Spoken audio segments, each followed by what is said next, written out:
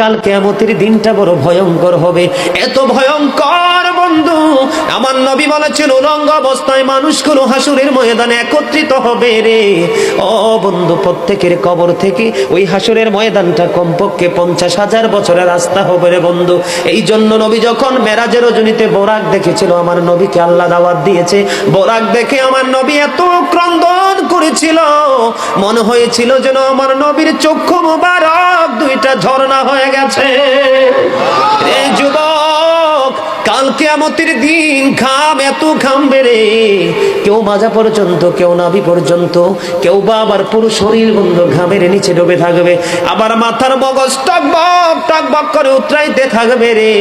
আল্লাহ বলেছেন লা ইয়ামুতু, people will not die that day, সেদিন মানুষ আর মরতে পারবে না।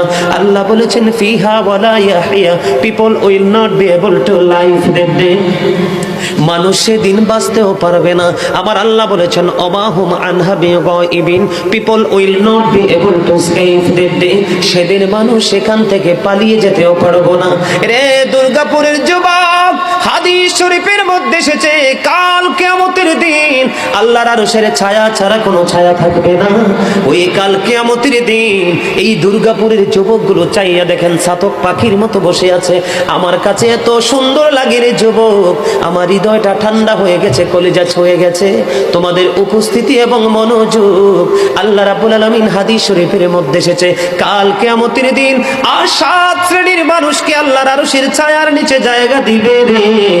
এর মধ্যে বিশাল একটা টিম থাকবে পৃথিবীর যুবকেরা। জোরে জোরে সুবহানাল্লাহ।